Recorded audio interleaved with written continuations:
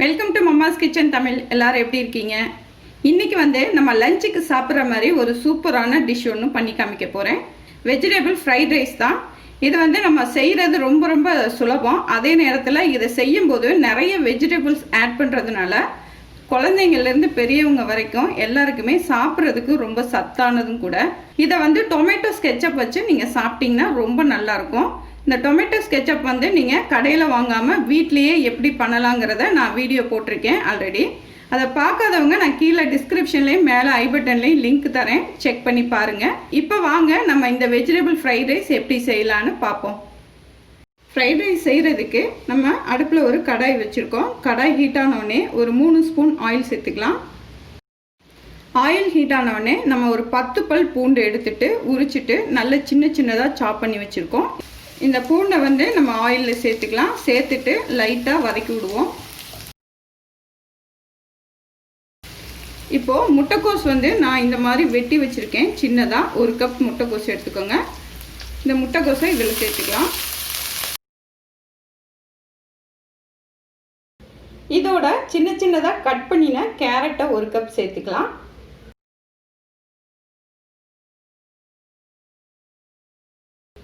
இதோட சின்னதாக கட் பண்ணின பீன்ஸை வந்து 1 கப் சேர்த்துக்குவோம்.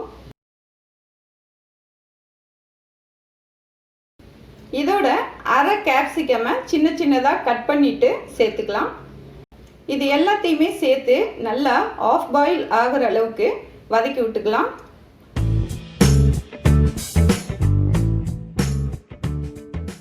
இதுக்கு தேவையான உப்பு கொஞ்சம் சேர்த்துக்குவோம்.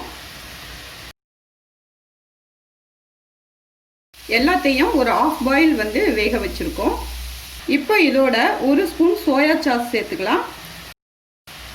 இதோட 1 ஸ்பூன் அளவுக்கு வினிகர் சேர்த்துக்குவோம். இது எல்லாத்தையும் சேர்த்து ஒரு 2 நிமிஷம் வதக்கிக்கலாம்.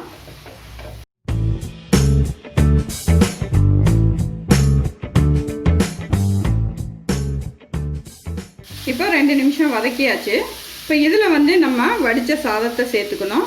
ஏற்கனவே வந்து நான் சாதத்தை வந்து கொஞ்சம் எண்ணெயும் உப்பும் சேர்த்து வடித்து வச்சுருக்கேன். நீங்கள் பாஸ்மதி ரைஸ் வேணும்னா நீங்கள் சேர்த்துக்கோங்க. இது வந்து நான் சாதாரண பொன்னி அரிசி எடுத்து வச்சுருக்கேன்.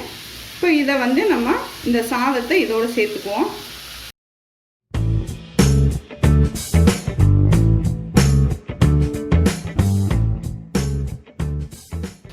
இப்போ லாஸ்ட்டாக 1/2 ஸ்பூன் மிளகுத்தூள் சேர்த்துக்கலாம். மிளகுத்தூள் சேர்த்துட்டு நல்லா மிக்ஸ் பண்ணி விடலாம்.